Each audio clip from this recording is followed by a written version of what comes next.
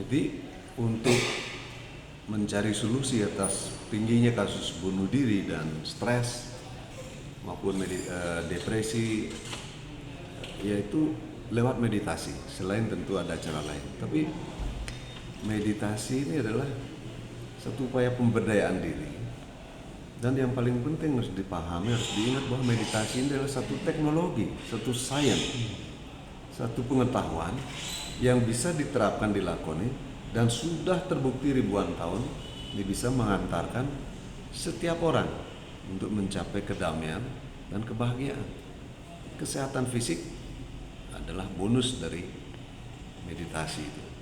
Jadi ini penting sekali pengertian dan pemahaman diketahui terutama oleh anak-anak muda kita, sehingga anak-anak muda kita tertarik untuk melakukan meditasi sejak dini. Dan ini teknologi ini sudah ribuan tahun dilakukan oleh para leluhur kita, tapi kita melupakan karena model gaya hidup yang telah berubah.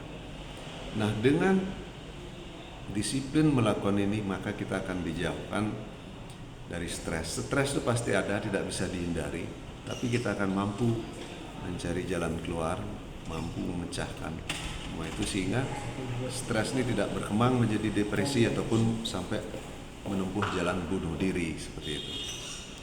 Nah, oleh karena itu approach-nya harus kita rubah sedikit tentang meditasi dan lain sebagainya ini.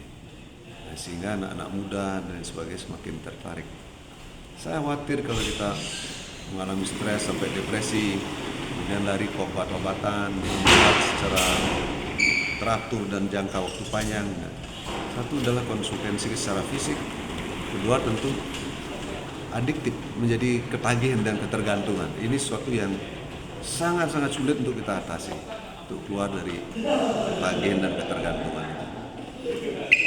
Terus hal lain tentu seperti yang saya sampaikan di awal adalah unit terkecil ini adalah kehidupan dalam rumah tangga. Ini yang penting sekali. Bagaimana di keluarga kita membangun komunikasi terbuka, relasi yang baik antar sesama anggota keluarga dulu. Nah, kalau di keluarga kita harmonis, rukun, konflik tidak ada, dan lain sebagainya, maka keluarga ini kan membentuk Banjar. Banjar pun akan menjadi penuh kerukunan, penuh guyup, dan penuh gotong royong saling kerjasama. Nah, selama ini relasi dan komunikasi itu sudah makin menjauh karena watak perangai kita sudah berubah menjadi sangat individualistis dan materialistik. Nah, ini semakin sendiri-sendiri.